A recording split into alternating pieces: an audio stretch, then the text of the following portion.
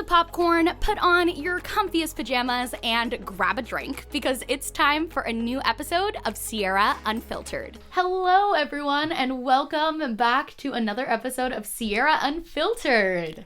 And I'm here. This is Steven, sitting in for Skylar today. Yeah, if you are listening to the audio version, then you might not notice that Skylar has been replaced with a bearded man. And it just happens to be that we lost the other phone while on travel. Yeah, so it looks like we removed another phone, like the two phones that are part of the set. It looks like we removed one, like in solidarity with Skylar. But there's actually a story behind it, and I wish it was like something sweet like that. But I went up to a photo shoot at the YouTube space, and they asked us to bring a prop in our color, and my color was blue. So I was like, oh, cool, I'll bring the phone. Like, that's part of my podcast set. Cool. So I bring that, I do the photo shoot, everything's good. I leave, and when I get back to my hotel that night, I get a text, and the coordinator goes, hey, Sierra, you left your phone here on set. Just wanted to find a time for you to come coordinate to pick it up. And I'm like, hey, thanks for reaching out. I think it must be someone else's phone because I'm emailing you on my phone right now. Like, she meant my prop, and I thought she meant, like, my cell phone. And then she didn't respond, and here we are. One less phone. So I ordered another one on Amazon. It'll be here next week. But I didn't figure that out until, like, 10 minutes before filming. Carly was like, I can't find the phone anywhere. And I was like, maybe I left it on the photo shoot. And Steven goes, well, wouldn't they have asked you to come pick it up? Like, wouldn't they have noticed? And I start thinking, I'm like, oh my God, that's what they meant. Yeah. So before we get too far, I think it's important to address the elephant in the room. What's the elephant in the room? The lack of Skylar. Yeah. Oh, yeah. Well, and how she's doing. They knew that she wasn't going to be here. They knew that her last episode was her last episode.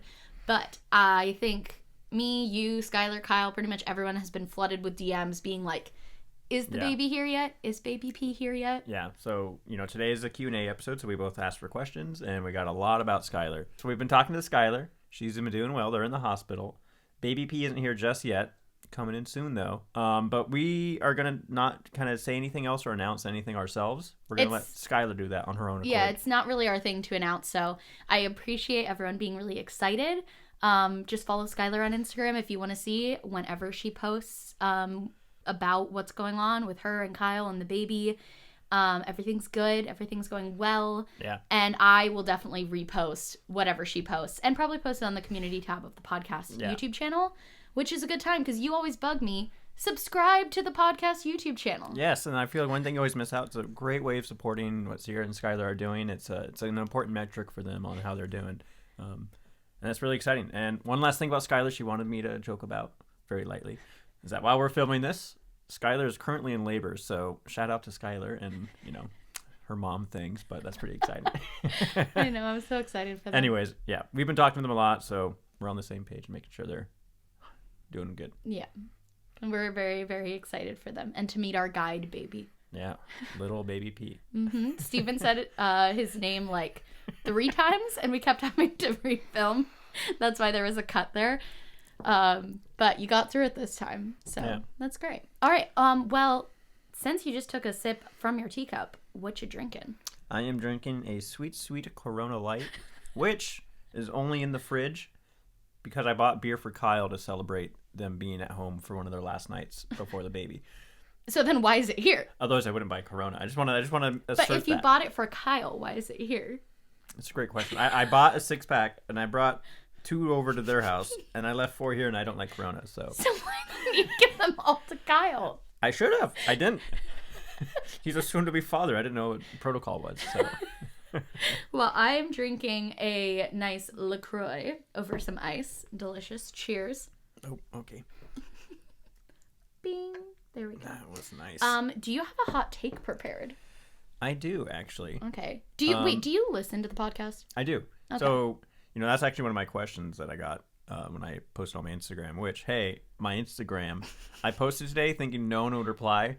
And, Kyle, being the great guy he is, sent like 20 questions. And I was like, oh, yeah, that's a good guy.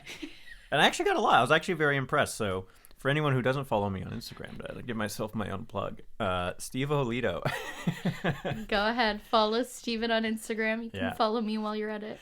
Shameless plug. But hot take. Hot take. Okay, so my hot take is, a little backstory. Sierra and I have 2 small Chihuahua-looking things. Well, 1 Chihuahua, 1 Chihuahua pug. Bella and Bruiser, which I think everyone knows by now. And my hot take is that little dogs don't count as real dogs.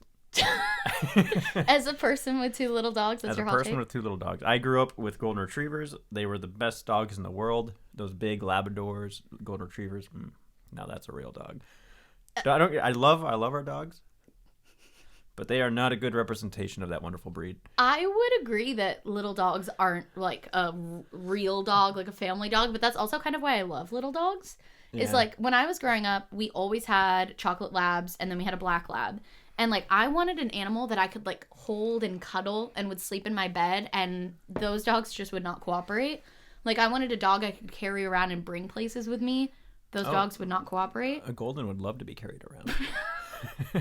But I feel like that's kind of why I like little dogs. Yeah. They're like a cross between a cat and a dog. Yeah. They're great. I love them. But every time I see, like, a little golden retriever flopping around, something in my heart speaks to me. Yeah, Steven's whole thing is that he wants to convince me into getting a golden retriever. And I told him there's 0 chance of that happening before we have a kid. So great family dogs. No question. And we also could not get a golden retriever with our dogs. Also, just to be clear, there is no new dog while our dogs are here. No. And some transition of some sort, whatever that is, would be a new dog. Some transition? That's your nice way of saying when our dogs die. When the transition happens. We've been watching this documentary on Disney Plus. What's it called? The dog one? I have no idea. Guide dog one. It basically follows... Pick of the litter. Pick of the litter. It follows 8 puppy guide dogs on their like training path to become a guide dog. And they call it a career change when they don't end up working out as guide dogs and become pets. I feel like that's how you were describing it. Exactly. Our dogs are getting career change to being dead. Well, that's the thing. Those dogs, like Labradors and Golden Retrievers, because they're just the best breeds. But, seeing those guys on the screens and they're like well trained, and then seeing our little rascals flopping around, the good memories. All right. Well. Anyways, that's my hot take. What's yours? Oh! I almost forgot my hot take. Okay. My hot take, and I'm pretty sure you're going to disagree with this, and Skylar would have agreed. So this is a good time for me to do this one, so we can banter a little bit.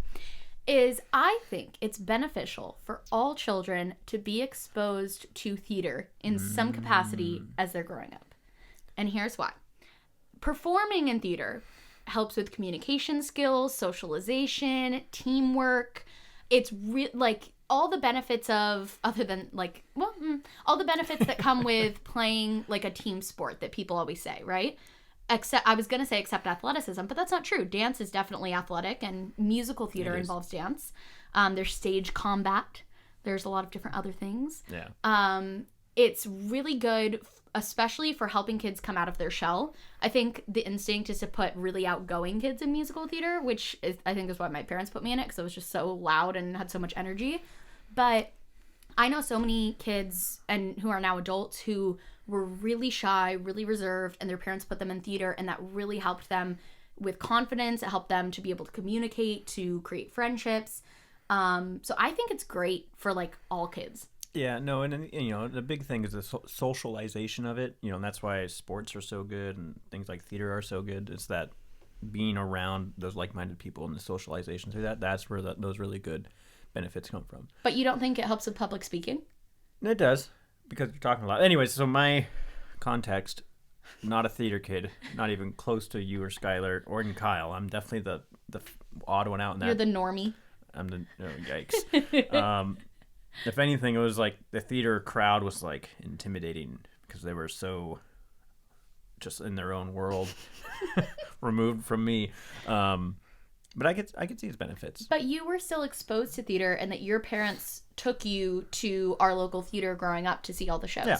No, I think theater's good, but I think there's a lot of there's things that are like it that are equally beneficial. But not for like necessarily like speaking, communication, that kind of thing. I think that specifically comes from theater. Sure. Thank you. Yeah. There's other things, but I don't care to get into it. All right. Well, should we get into... So we thought that while Steven's here co-hosting, he's going to be doing a couple episodes. We might have a couple other co-hosts come in as well. Yeah. My older brother, who's actually usually very not into being on camera, was really passionate about wanting to be a guest host with me. Yeah. And specifically to talk about like personal finance, you know, kind of establishing yourself in your 20s. He's really into is it called the FIRE movement? Financial independence, retire early. He is convinced that he's going to retire when he's like... I've never heard of that. You've not heard of that? It's huge on Reddit. I'm sure it is. Yeah. So he thinks he's going to retire at like 30, but he was really interested in coming on. I thought it would be cool. He has a lot of really cool experiences to share. So he'll be on in a couple weeks, talking to my mom about doing it, probably bring Kenzie back on, maybe Carley from behind the camera. But while Steven's here for a couple episodes, we thought it would be fun to just start off with a Q&A. Yeah. I get so many questions about us and our relationship, what it's like working together, your job, what you do. Yeah. I got a lot of good questions of people asking what's my take on working with you and, you know, my take on working my full-time job and then working with the business here. So a lot of good questions. Yeah. Should we just dive into it? Do you want to go first and we can kind of alternate? Yeah. My first question for you. What? When's the last time we did? Because we usually do the Q&As on the vlogs, right? But it's been a while. I think it was last Vlogmas of 2018. So a little over a year ago was the last Q&A we did. Sounds right. Isn't that crazy? Yeah. But you know what? Actually, before we get into the questions, let's talk a little bit about the sponsor of this podcast, which is... Cash App. Cash App. Wow. Oh my gosh. So Cash App is the #1 finance app. It is wonderful. We use it all the time, sending money back and forth, going out to dinner with friends. It makes it really easy to send money back and forth to each other. And it also comes with boosts, which are like rewards that you would get with a credit card, but all packed into the Cash App debit card. You can get rewards for shopping at your favorite places. We really, really love it. And they're also a great sponsor of the podcast because not only do they support us, but they help us in supporting one of our favorite charities, which is the Trevor Project.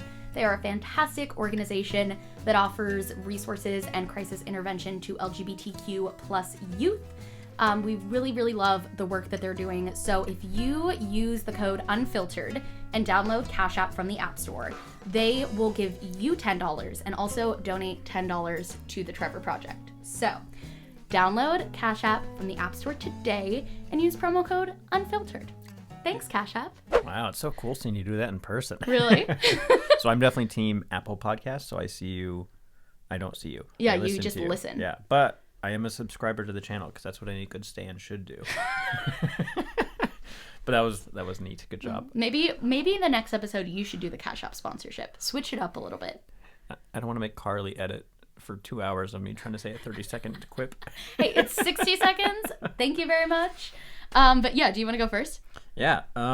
So I just have a bunch of questions in no order. I don't think we're going to try to do any order to this. Yeah, I need to pull up my questions. So we'll do the rapid fire. We'll keep the people on their toes, keep us on our toes. Let's start with a random one that isn't really important. Okay. So someone asked me if I won $100 million, what would I buy first? And I'll extend that to both of us. Okay. Basically, if money wasn't a question, what's that thing you'd buy that is kind of the stupid purchase? I know what yours is. A What? Tesla. Damn it. Steven, okay. We don't need to get into too much. Can I rant about your Tesla? Here's a hot take. Okay. So, a year ago, Steven was ready to get a new car. He had had his same car since high school, his Mustang. I was totally on board with getting him a new car. He did a ton of research, as Steven does, and he was like, I've decided the best car for me is the Prius. And I was like, okay. Prius Prime.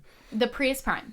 And before this, he had talked a lot about wanting a Tesla. And I was like, are you sure you don't want a Tesla? Because if you really want a Tesla, it's not going to be as easy, but we can make it happen. And that's better than 5-10 years down the line, you being like, I want a Tesla. He says, no, I'm 100% certain I want the Prius Prime. Maybe 3 months go by. Oh, come on. Give me... Okay, 6 months? Give me almost a year. It hasn't even been a year since you bought the car. We're literally days away. Okay, but it has not been a year. Like, maybe 6 months ago, Steven starts talking about how he wants a Tesla. Like, I want a Tesla. Tesla's my dream car. I'm like, you literally just bought a brand new car and said that you had the option to get a Tesla. And you didn't. And now I'm annoyed. Well, if I did it all over again, I still wouldn't get it. Because that's not the smart purchase. I am holding off.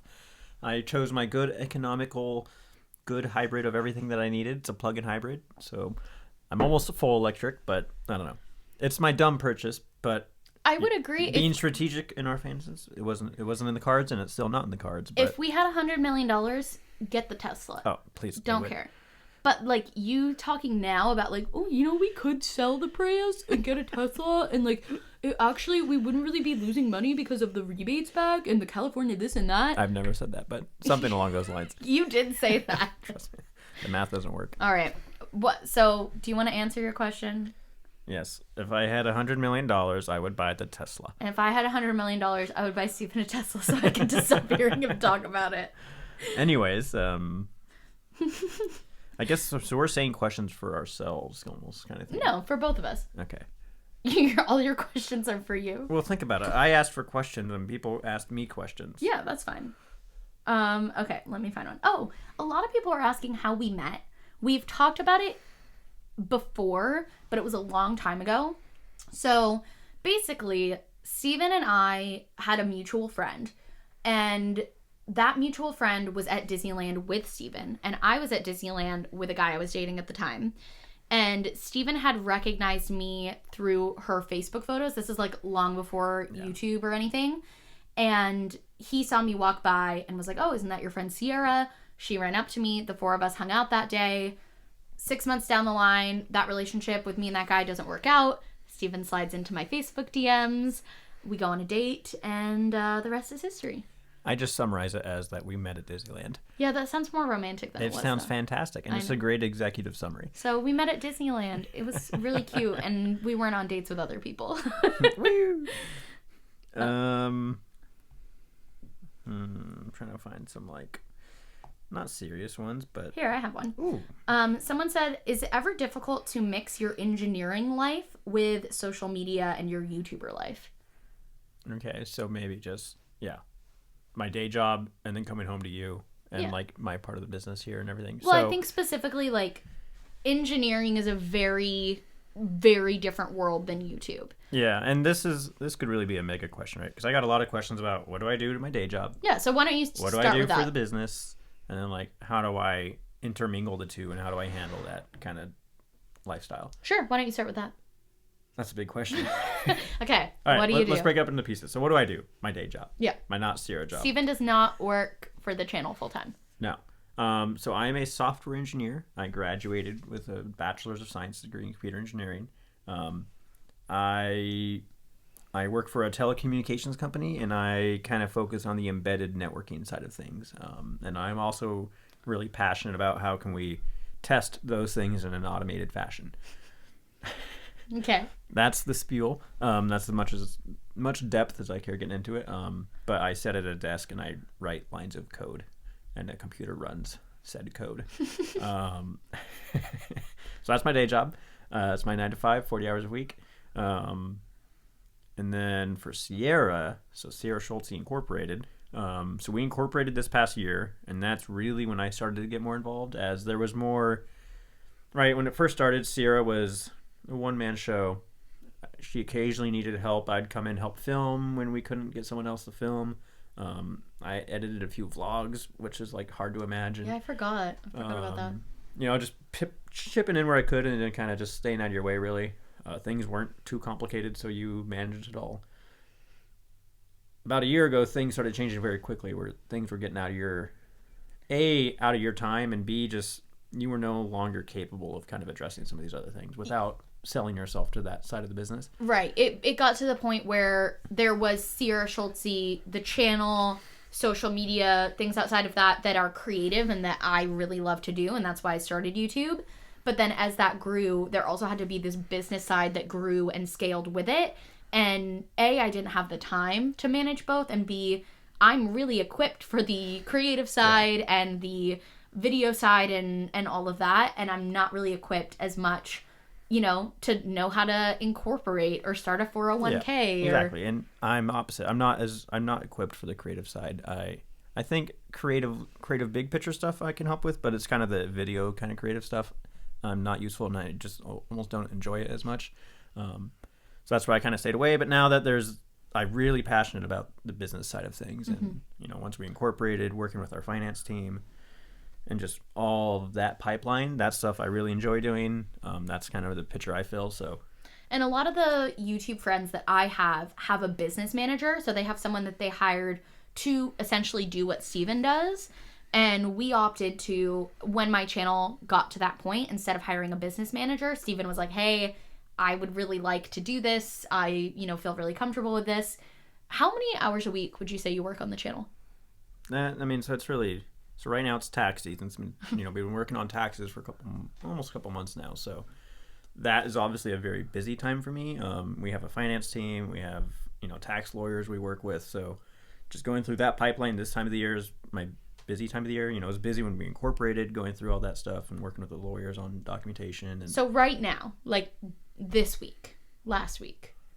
Right now, so even when I'm busy, I'm not doing much more than like 10, 15 hours of that. Okay. But that's still a decent amount. And, it's coming home on the evenings. It's kind of, I got to sit down and pull out Quicken or something and start doing taxes or start going through past year annuals and stuff. So yeah, he does all the boring stuff, and I appreciate that. Yeah, and I like it because I like the technicalities of it. And, as an engineer working in a large corporation, it gives me a lot of perspective on how things are done, how taxes work for corporations and all those different things. So it's given me, I enjoy doing that because as an engineer, I don't necessarily see that part of the company I work at. But then here, I see all of it, and it's a very interesting perception, and it makes me appreciate things at work a bit more. Okay, and then third part of that kind of question in that realm, what's it like for you on a personal level, having like your life online? Like you've had a couple instances at work where people will, be familiar with my channel or have seen your vlogs, that kind of thing. And then, having that work persona and having the online Steven. Yeah, and it's kind of bundled. Someone asked me if people at work know what I do. Yeah. So the question is, yeah, I think people are aware. It's there's a nice clean line drawn between it, especially since I'm not on screen for a lot of these bigger videos. Yeah, you're rarely on the main channel. No, and that's strategic on my part, just from how I put myself out there. The vlogs are fun. I've really warmed up to those. That's just us kind of exploring life, and that's fun for me to show and document. I've really learned to appreciate those and what that's doing. The big channel videos, those high production videos, I'm just not part of those, so typically. Yeah. Which is where a lot of eyes are. So yeah, it's an interesting mix. It's a good, healthy mix. I make sure I'm always respectful of the business I work for, and I make sure I'm respectful for the business I work for at home. So yeah, keeping those things split in an appropriate way, but also a fulfilling way. So okay, do you have another question, or do you want me to do one? Oh gosh, was that mine or yours? That was mine, but I have another one. Someone said, what was the biggest adjustment for Steven when Sierra decided to commit to YouTube full time?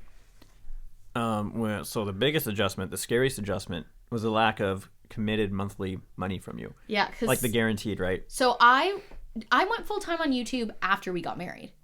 I was still teaching voice. Yes. So I taught voice lessons, and that was like I had 2 jobs, and then I stopped the first job, and then I was just teaching voice. So I was able to balance YouTube, voice, and school. And so since Steven and we had combined our finances, I had like a minimum monthly amount that I would contribute to the budget every month. And my voice lessons job covered that. So then YouTube was just extra. And when I decided to stop teaching voice, that meant that YouTube had to hit that threshold. Yeah. And, I think a big picture is I don't want to say conservative, but very like reserved in my financial decisions. You're very cautious. You're very cautious with budget stuff and financials, and I think that's why our relationship works out so well, because that's something I really struggle with. I'm very spontaneous and well, yeah, no, it's especially now that this is a business, it's understanding how those pieces play together. But at that time, it was, and it's even still today, I make sure we're never too reliant on the social media space and any income we get from that, just from the inherent risk of it. So that was the big thing when you decided to go full time, is like we were going all in on this. But it wasn't all in because you still had your job. No. It would have been all in if you had quit. Correct. That's all. That's all in. That's all. We were going Sierra in. Yeah. And I wasn't making all that much to begin with. You weren't. It was. You were doing enough to justify it by all means. Yeah. But it was still a little risky. It's like, oh, what's going to happen next month and month to month. So it was interesting. Definitely well worth our time and investment in that. So that was the best decision we ever made, is putting you on as full time. So good job. Do you have a question? I have lots of questions. Great. Okay. Speaking of YouTube and that time of our lives, my good friend here, Carson, asked a question. This is Steven's like best friend from growing up. Yeah, he's a little Jim. Wait, Carson started a YouTube channel. We should shout out Carson's YouTube channel. Go, you guys, I'm going to link Steven's friend Carson's channel in the description, because Carson started a YouTube channel and he did like a 14-day vlogging challenge, and I was liking all the videos and clapping for him. So, linking Carson's channel in the description. Go ahead with Carson's question. Yeah, I would say of the circle around us, he's the most genuine effort at trying this thing out right now. So, yeah. I think he would get a kick out of getting another 5 subscribers or more. Yeah. So, anyways, on that note, Carson asked, would love advice on a new YouTuber trying to grow like the 0 to 100, 100 to 1,000. So I know you and Skylar have had really good discussions on growing your channel, and like, but those kind of discussions are always kind of higher up, like kind of we're on a channel now that's fairly successful-ish. Right. And what direction do we go with that? This is how do I go from 10 subscribers to 100 subscribers? Because that's the hustle. And I remember that was the grind. I would say 0 to 1,000 was the hardest. Yeah. Absolutely the hardest. And I know I was not part of that, but I remember observing you and like just going out, like tweeting people your video, like, hey, check this out, and this really cool hustle. And, you did that for like a couple months, and then, well, here we are. So here's my biggest piece of advice for starting a YouTube channel literally from scratch, trying to gain your first, let's say, 100 subscribers. Consistency is so important. The vast majority of people who start a YouTube channel maybe post a couple videos, and they wait a couple more months, then they post another couple. Be consistent. Second, accept that your first couple videos are probably not going to be what you want them to be. Yeah. Like, it's not going to be perfect. And I remember even making my videos and not being perfectly happy with it, but being like, yeah, this is pretty good. I'm pretty happy with this. I look back at those and I'm like, oh my gosh, it's so bad. But that means that I've grown, and that means that I've, become better. So I think you have to accept that you're not going to be perfect at first, and don't wait until you are perfect to post it. Because, and another thing is, this is kind of with that advice, but also separate. You don't want your first video to go viral. If you post your first video and it goes viral, you don't have a footing. You don't know what you want to do. You haven't figured out what your channel is going to be. And also, you don't have a library of content for people who now have found your channel to go and watch. My big thing as a sideline observer to this space, you can't be making the videos for like views. Like, that can't be the goal. No. Because you'll get burnt good out. Chances are you're going to get disappointed very quickly. And by the third video, you're going to give up. And that's what you did. You kind of went day one like, oh, this is going to be my job. It's like, oh, ha, honey, like, okay. And, you didn't do it for the views necessarily. The views were always a metric that were always important, no means. But, like, there was always the grander idea. It was the pushing towards this is what I'm going to do. And I think for me, it was I think what really inspired me was as soon as I found a community. Like, I felt like I had this deeper reason to make content. And I think that's a big thing, is they talk about this at every entrepreneurship summit, every YouTube conference. What's your why? And your why can't just be because I like to make videos, or because I want to be famous, or because I want lots of subscribers. Like, you have to have a why. So they call it your channel mission statement. My channel mission statement is to inspire women of all sizes and ages to be confident and love their body. That's my channel mission statement. That, to me, informs why I make videos. So if I make a video that maybe isn't going to get the most views, but is really true to that mission statement, I want to make that video. Because if I really believe that video is going to help inspire women to love their body, I know that video is worth putting time and money and resources into, even if half the people that normally see a video are going to see it. Yeah. And that's like one of the most like proud things I get to see you, because I know you're a firm believer in that, and it's really awesome because so completely opposite side of the world. I'm on the technical side, so I do a lot of recruiting, and that's one of the things that we always look for when we recruit is like some passion behind what you're doing, because otherwise at the end of the day the stuff we're doing is hard, it's challenging, and you get burnt out. Same applied to YouTube. Yeah. You know, and you're looking for people who have that extra bit of passion to kind of push them through those challenges, and that's like our number one thing we look for when we recruit for those kind of things. So that's really cool. Yeah. So I'd say figure out your why. Yeah. Be very consistent. I would say at least a video a week, even if it's not perfect and not everything you want it to be. And learn as much as you can. There are so many free resources online. So many people make videos about how to edit and, you know, how to, you know, ideally write titles and tags and descriptions and how to add different images to your videos and make thumbnails and all that kind of stuff. So, yeah. All right. You do you, Carson. And we enjoyed your ukulele video. Yes, we did. You know what might be cool? If any of you guys who are listening have small YouTube channels, comment down below, and maybe we can start a little train of other people who have YouTube channels supporting each other, and I'll go through the comments and I'll watch as many of the videos as I can, as many of the channels as I can.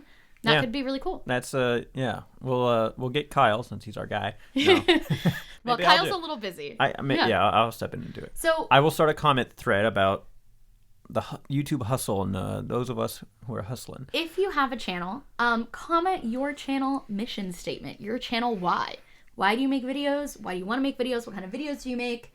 Yeah, I think that'd be really cool. Yeah, and hey, comment on other people's, and let's all support each other. Let's get the train going. Shoot. We talked you were kind of touching on like channel mission statements and my channel mission statement, which made me think of one of the questions I saw, which was what is Steven's view on body positivity? Oh, I got some about that too. Really? Like especially what is my view on body positivity and males? Okay. And then we actually talked about this a little bit earlier today too. Mm-hmm. It's a very interesting question. So, you know, to back up, what is my view on this? Like what you do, body positivity on males. And I think for me, the big thing is that, I don't know, growing up, this was obviously not a thing I was worried about. It wasn't a thing that was, speaking for most guys, because it's definitely not all guys, but it just was not a thing in my world that I had to concern myself with. With body image, you mean? Body image, yeah. You know, I did have issues where I felt like growing up I was really skinny and I really wanted to like gain weight. So I kind of would, looking back on it, it's like, oh yeah, there's like kind of those body image things, which I just, you know, I'd be like, oh, what's the most calories on this menu that I can eat? And which is the opposite of most women. Yeah, so I was just like, I wanted to get bigger and, you know, gain weight. So that was a big thing, is just eat.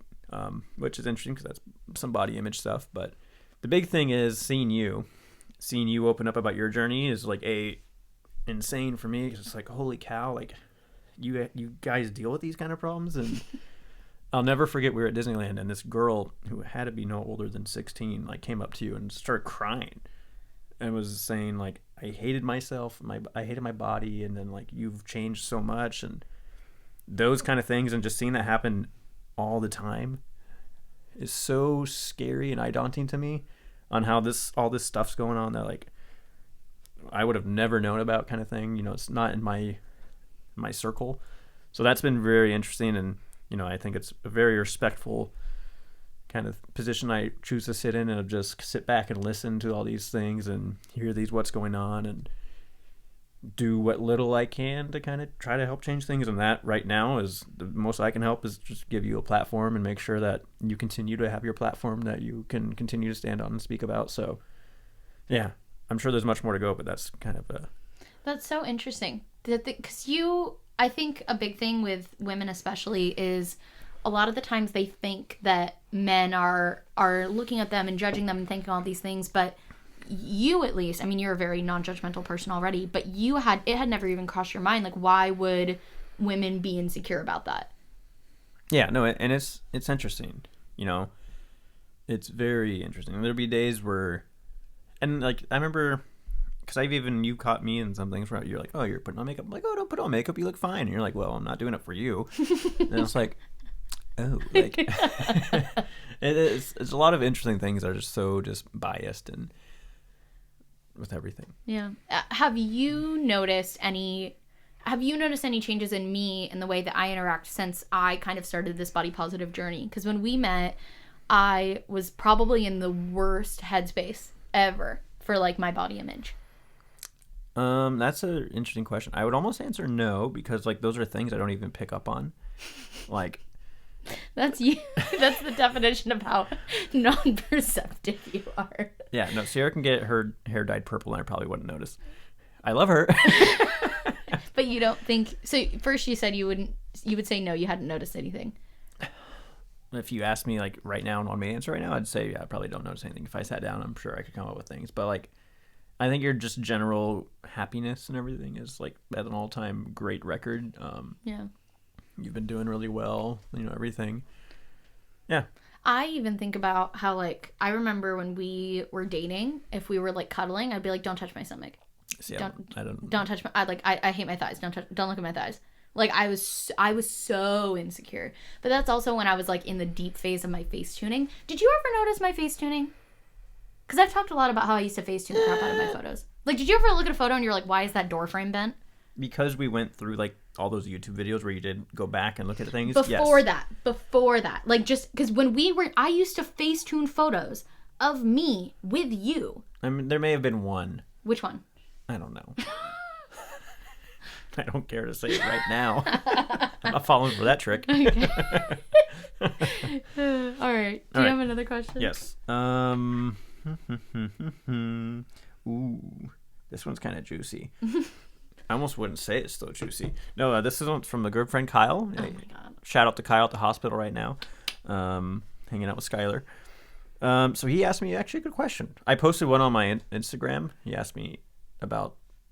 Well, yeah. If you didn't see my Instagram, then you don't know about it. Steven was like, we'll just move on. We'll move on. Oh, I posted on my story asking for questions. I was like, oh, cool.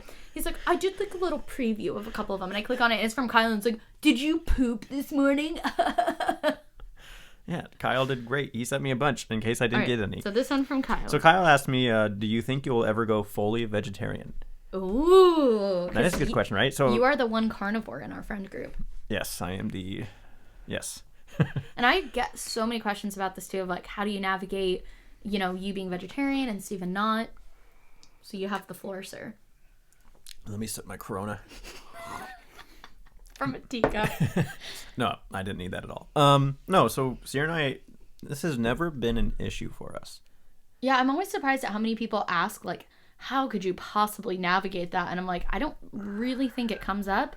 And sorry, I'm talking over you and everyone's going to say that in the comments. But I think the main reason because of that is because you're so respectful. I think if you were someone who was like, I need bacon every meal, America steaks, that would be like a little different. But like, you're fine with most of the meals we cook at home just not having meat. You eat meat at work, you eat meat when you go out to eat.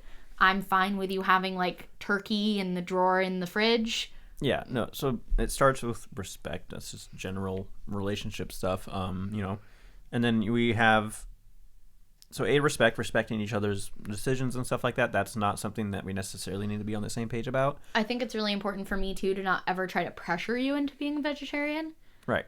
And that should be your choice. Yeah, and then another thing is that we've done a really good job of explaining why we choose to go those ways, in a good, mature way of approaching those things. And we've had such discussions, we don't feel like we need to kind of bring them back up every once in a while. So we are very comfortable with that, very respectful. So, and another thing is I don't necessarily need meat in all my diet or all my meals. So at home we are 99% vegetarian unless I bring something home, which is fine when that does happen.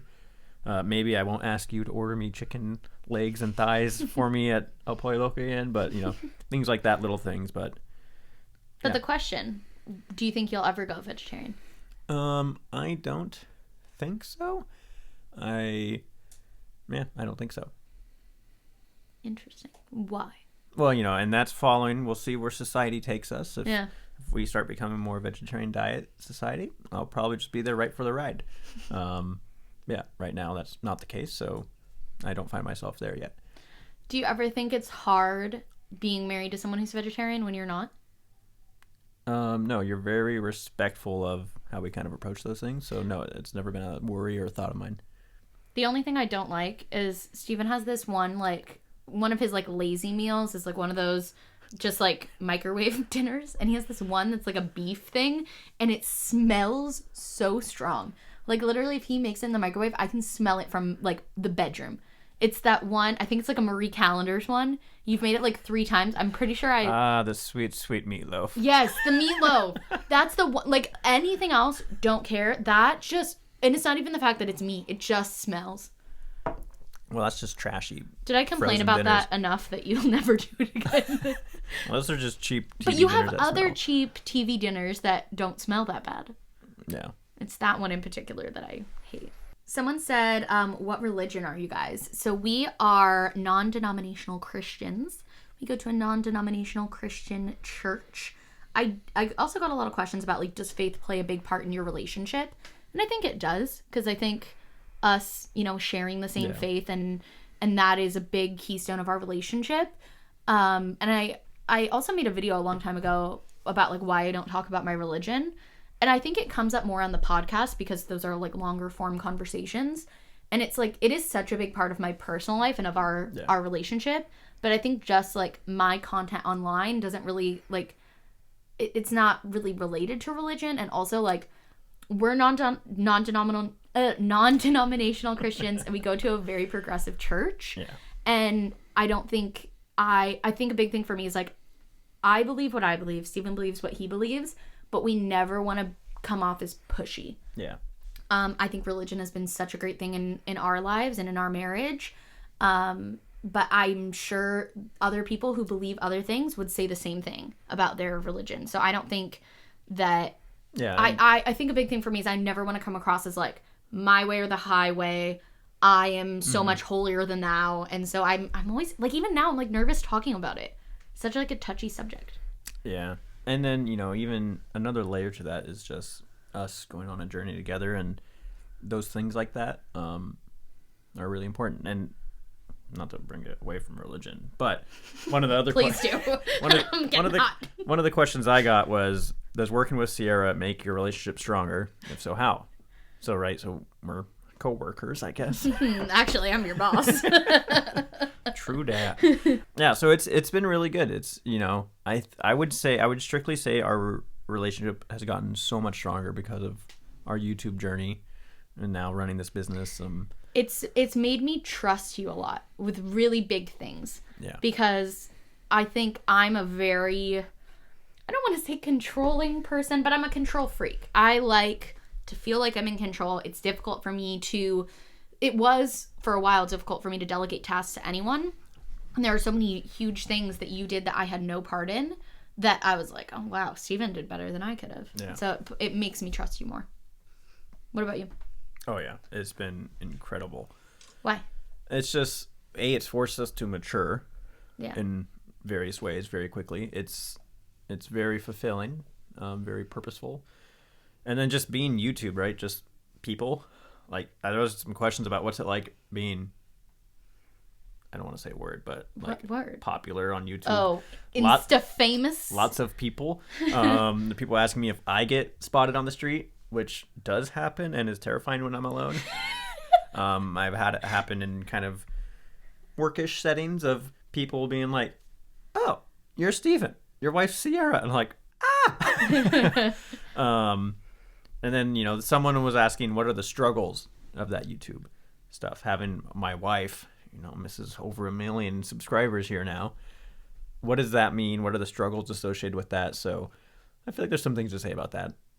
Say the things. Well, things we both agree on, I hope. Like, one is, it's interesting, like, when we're at Disneyland, we'll walk around, and then it's interesting that we're kind of being watched sometimes. You know, like, we'll see a video of us walking around, and it's like, oh, you know, usually we're in line, and we can bicker about, oh, let's get that. I'm like, no, we should get that. And then if it gets a little heated as things happen in a good old married life. I think Steven's talking about one specific time. We were on the train going into Toontown. This wasn't one specific thing, but this is a great example. So we're, like, sitting on the little train. It was like 11 o'clock at night. We, like, bicker a little bit, like, nothing big, but just like meh.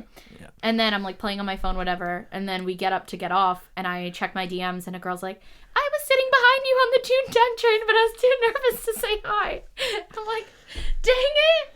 This girl just heard me bicker with my husband for like 10 minutes. I mean, that's like a very normal thing. No, bicker. Like, it was a dumb thing, and it was... But then that girl, her one memory of one time I saw Sierra Schultzzie at Disneyland, and she was telling her husband that... Well, like, Steven was being a brat because Sierra didn't want to get her, like, a donut or something. Right. And I wanted it. So I think that's... That's it. It's not a struggle. It's an interesting part. It's one of those things that we have to be more careful about, is how we are when we're out and about. But also that's like real. It is real. I don't feel the need to have this like perfect persona all the time. I'm very open with the fact that we bicker sometimes, and very open with the fact that, you know, I'm not a perfect person, and that's fine. And sometimes my colors don't match my clothes. And, you know, who am I to complain? I was talking to my editor Rachel, and she was like, do you feel like you always have to get done up when you like go to Target or go to the grocery store? Because I feel like I would if I were you. And I was like, honestly, no. Like, I'm fully comfortable with people. If someone sees me at Target and I'm not wearing a bra and in my pajamas and I don't have makeup in my hair, like my hair done, that's how I show myself in the vlogs. That's how I show myself like on my Instagram stories. So people know that's what I look like a lot of the time. Yeah, so I'm fine with that. Yeah. I'm very unfiltered. Oh, wow. Plug in the podcast name. Different topic. Okay. Keep people slightly interested here as we're approaching the hour mark. Oh, if you listen quietly, there's our two not real dogs letting their presence be known. Anyways, we'll just pretend to ignore them. Do either of you worry that things will get boring because you got married young? No. No. And that's just one random question I pulled out. Wait, do you? No. Oh. But there's a lot of questions about getting married young, and I always forget, like, that's what we are. We got married young. We got married young. Would you still count us as young and married? Because sure. I'm now 24. You're about to be 27 next week. We're still babies in the world. But yes, and it makes me think about, I can't imagine going through this journey of YouTube and everything not married. It would have been, right, there was times where we really had to trust each other. There's times where we had to really rely on one another, and just going into that married I would not want to do it any other way personally. Yeah. It was good. I think we both had healthy reservations before we got married. Yeah. Of, you know, you always have those moments of, is this the right thing? You know, we are young. Should we wait a little bit? Is there any reason to, you know, get married now?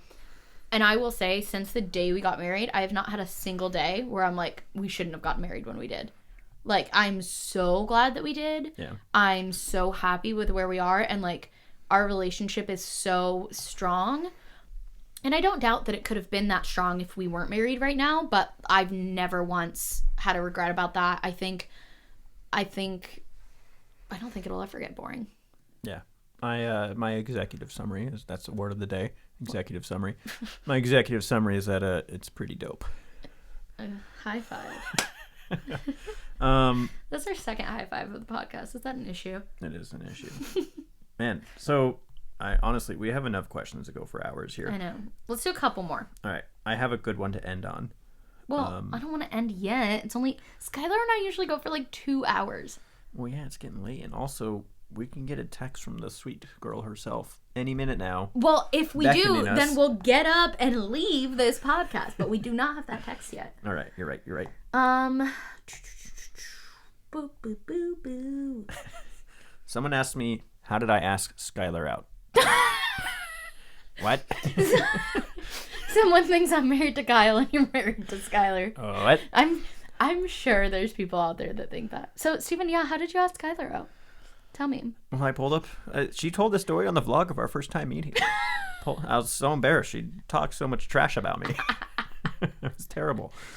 That's the worst part about listening, is that I can't talk back to you guys. You guys would be like... That's what the comments are for, Steven. You guys are like, oh, like, how does this work? I'm like, oh, this is how it works. Then or like, you comment. Like, wow, cantaloupe sucks. Like, no, you guys are just wrong. So. A lot of questions about trying to conceive, kids. Yes, and like my perception on that, because I guess you've been very vocal, obviously, about your viewpoints on things. Yeah, so how has it been for you? Since, you know, when we got married, we both had that conversation that we knew we both wanted to have kids. Yep. and it was important for me. I didn't want to jump into that right after getting married. I wanted to wait a little bit. Here we are after that little bit. 2.5 years later. Yeah, so approaching 3 years of marriage. I will soon to be 27, so that was just important things for me to kind of push away. I wanted to invest a lot of time in my career, which now I feel good and fulfilled in that, and I'm kind of ready for the next thing. So very excited for kids. Very excited for this journey. Obviously, watching you and your sister thing, which we didn't do an update, but I guess we won't do it since Skylar can't do the bump date. Okay. Which there still is a bump. If there are any big updates for sister time, I will give them in the podcast, but I'll probably wait to bring it back as like a full-on segment until Skylar gets back.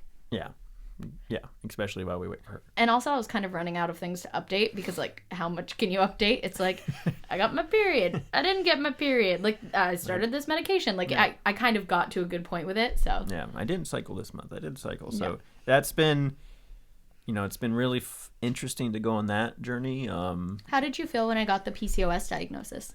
When you got the diagnosis, I did not understand what it was. I knew I was more in a take care of you mode of reassuring you that everything was going to be all right. And there was times when I didn't know things were going to be all right. So after those doctor visits, I appreciated those a lot. It was nice hearing medical professionals walk us through the roadmap. And, that OB we met with, she gave us a great roadmap of what to expect. Instilled a lot of confidence in me that there will be resolutions one day.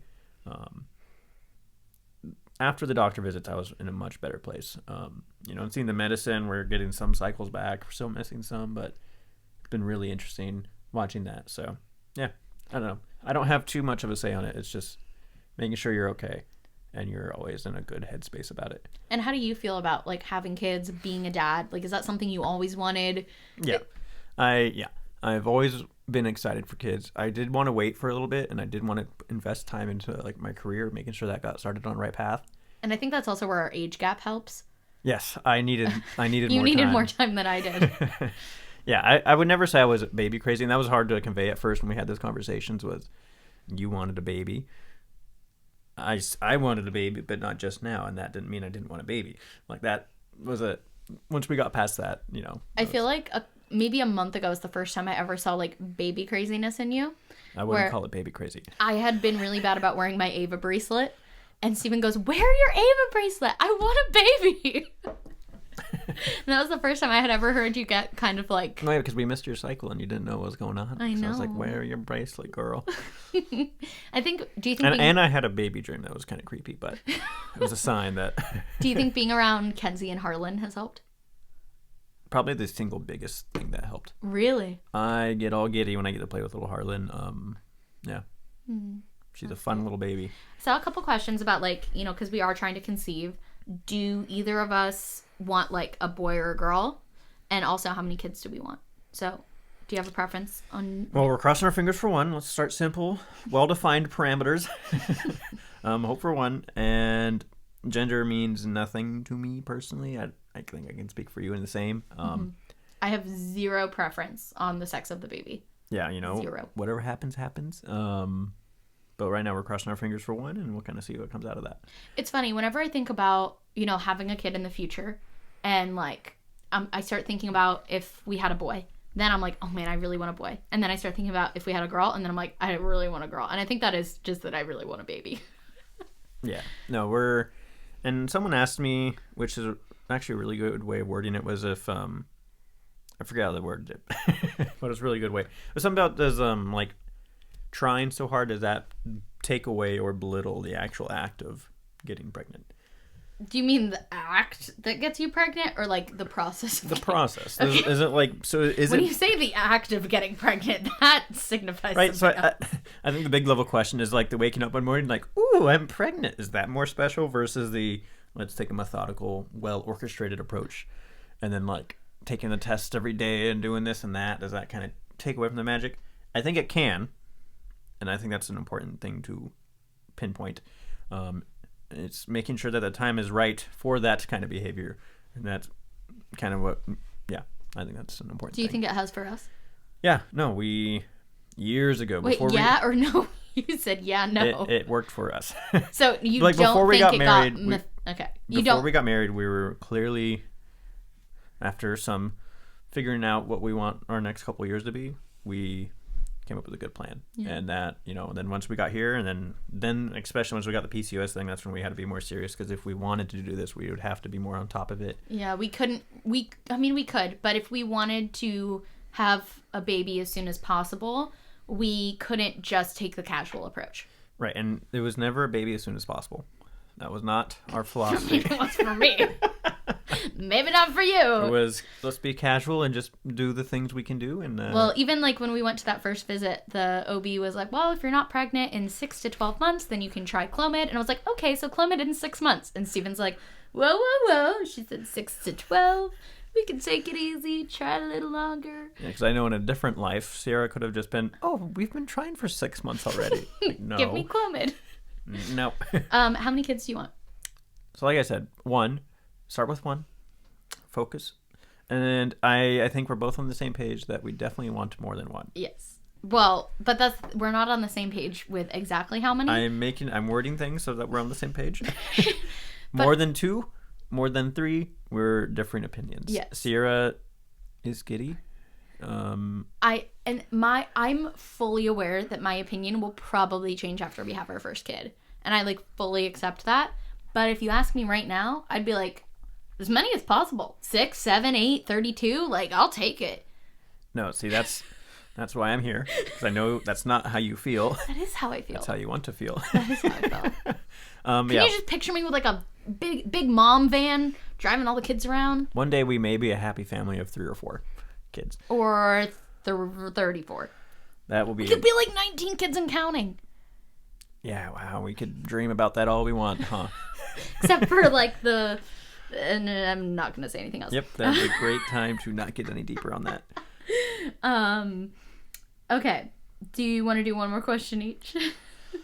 Yeah, you go, because I'll just end with my good one. Wait, but I need to find one. I want to scroll to the bottom so that all the people who ask questions later don't get punished and not have any questions answered. Okay, this isn't going to be my last question, but very briefly. Someone said, can you show your Stardew Valley farm? It's called CC-topia. That's what I named it, because my nickname is Cece. And would you guys want a vlog of a CC-topia day in the life? I feed my chickens. I turn my eggs into mayonnaise. I go fishing. I go to the mines. I have a wife. I'm so proud. Let me know down in the comments. So speaking of a day in the life, someone asked me, someone wanted to know what my day is. Okay. No, I refuse to believe that's... Is that your last question? No. Oh. Well, that's one of my last questions. Okay. I refuse to believe that that's actually an interesting question, or there's actually interesting information to give on that. I think there is. I think everyone's life is a little interesting. Yeah. Anyways, if you are intrigued, maybe we can... we'll see how much interest there are in the comments. Okay. And then, we can see how far we want to go down that road. Oh, wait. Did I post on the community tab? I totally did, and I haven't had any questions from there, so let me do the community tab ones. There's 45 questions on the community tab, and I haven't done any of them. 45 beautiful people. Oh, okay. We already answered this one. Someone said they would love to know what you think about my PCOS diagnosis, if you understand it, da-da-da-da. You already answered that, so we got you, Casey Soderstorm. Someone said maybe talk about love languages. I don't completely believe the theory, but couples talking about love is just so cute. That was my last one. I was so it excited really? to say it. I think we should do the love languages quiz. Because... So I was thinking that I don't actually know. So also you and Skylar did that whole podcast episode on Enneagram, all that weird foo-foo stuff. I haven't done any of those. So there's that and this love languages thing. Maybe we could do a whole podcast on. Let us know in the comments. Do you guys want us to do the love languages? Yeah, because I've done a really good job of putting up not a facade, but who is Steve kind of question. We could crack into that a little more. Yeah, let's. Steven is, he's like an ogre. He has many layers. I love it when you quote beautiful things. Okay, last question. What was your first impression of each other? And also, how many kids do you want? But we already answered that. First impression? Technically, my first impression was on Facebook. I'm like, oh, hey, look at her. Well, what was that impression? Oh, hey, look at her. Ooh, hey, look at her. Damn, she fine. Was it really? Without, yeah, let's just leave it at that. You thought I was cute? Uncomfiest moment, 2K20. Why? I just asked if you thought I was cute. Why is that uncomfy? It's uncomfy. Why? Because you thought I was I think really it's cute. that mushy stuff. Oh, yeah. Yeah. The ew my heart stuff. The little smile touched my cheek. Except, you know what's funny? You say that now on the podcast, but you are 10 times more affectionate than me. Oh, yeah. You're so clingy. I'm just not team PDA. Yeah. I'm more affectionate in front of people, and Steven's way more affectionate at home. He's like, hug me, hold me, cuddle with me. And I'm like, ah. Yeah. What was the question? Oh, yeah. So, first impression of Steven was number 1, he's cute. Number 2, definitely did not peg him as like an engineering student because he was wearing all black, he had long hair, and he kind of looked like a drug dealer. Not to just cut you off because, I mean, that's what you would do. Speaking of hair.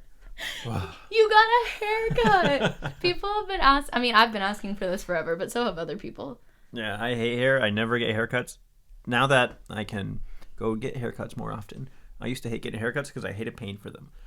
I was so against it. It was just like the most ridiculous thing in the world. You and your dad are 2 peas in a pod. I feel like your dad would... It's like, I gotta pay to get someone to cut my hair. Yeah. So I think the haircut looks great. I think this is... This is your best haircut ever. Yeah, I told the guy, like, hey, man, I don't do my hair. I wear hats a lot. I just needed to look, like, a little bit more mature. I've been kind of stuck with this since high school. And he's like, I got you. Yeah, you've had the, like, Justin Bieber swooshy hair stuck in 2008. And then I get away from it, and then it just grows back the same way. So, do you know what that is? Here's my trick. You need to get haircuts more often. Yes, that is my trick. No, my trick is when I leave, I schedule another appointment. It's like the dentist. Yeah. If you don't do that, then you're never going to schedule a dentist appointment. Correct. I'm proud of you. I know. So every 4 to 6 weeks, I'm going right back in. We are not going to go back to Shaggy Town. Yeah. Well, now I got to focus on the beard because this is going to... I like the beard. I'm a big beard girl. Someone asked me, are you team beard or no beard? Me? Yeah. Oh, I'm team beard. I know you are. Well, and Steven always thinks that I'm not, and he's like, oh, I'm sorry, I'm like so gross and haven't shaved my beard. I'm like, I like it. I think it's cute when you kiss me and I feel little fuzzies. I love not having to shave every morning. It's fantastic. I think the beard is great. It's a great excuse to be lazy. Oh, no, my wife likes it. Yeah, well, and I like that you like touch up the neck and the cheek. You have like a very well defined beard. It's cute. I like it. You're cute. Okay, let's end the podcast. Yeah, let's go. Yikes. Big yikes. Why is that a big yikes? As soon as we turn it off, he'll think, I'm so glad you said you liked my beard. I love Thank you. I have to give her the $20 for saying that. All right. Well, thank you guys for watching. I hope you enjoyed this episode with Steven, my husband. Yeah. Ooh, I want to do something that Skylar can't do when she's on the podcast signing out. What? Me and Skylar when she comes back. I'd be so sad that you broke our tradition. Anyways, right. I think that's it. All right, thanks guys. We'll see you next week. Thanks for watching and thanks for subscribing. And follow me on Instagram, Steve Alito. Bye. Bye.